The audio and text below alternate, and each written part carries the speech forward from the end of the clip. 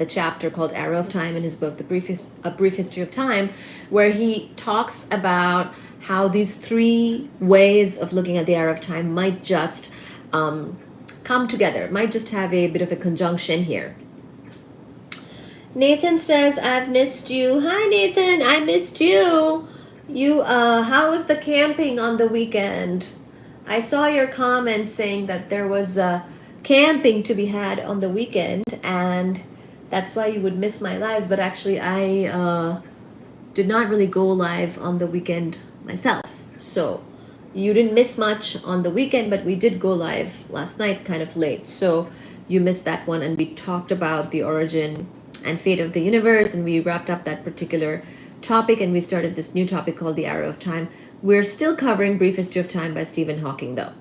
So thank you so much for being here, and tell us more about your weekend.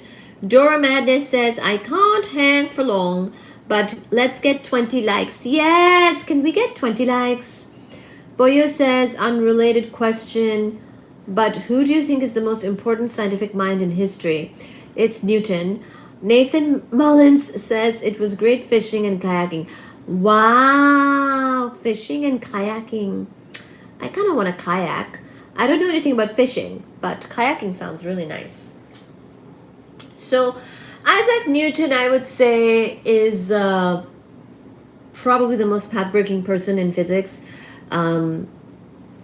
He did a lot of things like gravitation, optics, calculus, So his contributions, and he wrote the Principia. So I would say because he both did a lot of work and he documented it in a very nice, good book, a series of books, I really appreciate that. As somebody who likes books, and as somebody who likes and believes in documentation and believes in prolific contributions, I like when somebody is so dedicated that they're very prolific, not because they have some pressure on them, but because they just have so much time and curiosity that they just contribute forever more and more and more. And that's exactly what Newton did.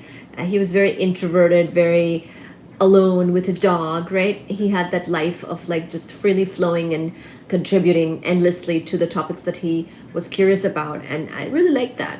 And he documented, he wrote the Principia. So he invented calculus independently from the other guy who did that too. He worked on all these physics topics, the gravitation, the laws of motion, laws of gravitation, classical mechanics basically, and optics and light and whatnot. So for that, I think that Newton is really, really good. His nature was very, very different than, of course, the other person that comes to mind, which is Einstein. Einstein was very outgoing as compared to Newton. He was charismatic, was able to, had very good oratory skills, had very good skills of communication and wit and socialization, actually. So he was very, very famous because of his work, and his work is obviously extremely path-breaking, but also he was famous because of his presentation and his ability to kind of give talks and explain his science. So in that way, very different from Newton. But I really appreciate that Newton, being so introverted, still found a way to get his work out there and was so dedicated to that whole topic, which must not have been easy on somebody who is so introverted to then also contribute to the field at large. He could have just kept it all to himself, but he didn't. And he wrote those books. And the books, this is why books are so great. Even the introverted people can communicate through books and writing. You don't have to be out there on stage giving a talk. So yeah. Hello, Raikudo.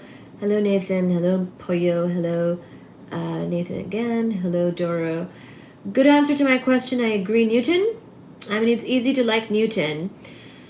Very easy to dedicate one's... It's easy to like Newton in history. That is, as a historical figure, he's very, very, very important. So it's very easy to appreciate historically everything that he did, again, because of documentation. If he had not documented his work, then we would not know very much about what he did. So this is what I want to stress, is that even if you're an introverted person, but you work on things, you might want to document very well and look to Isaiah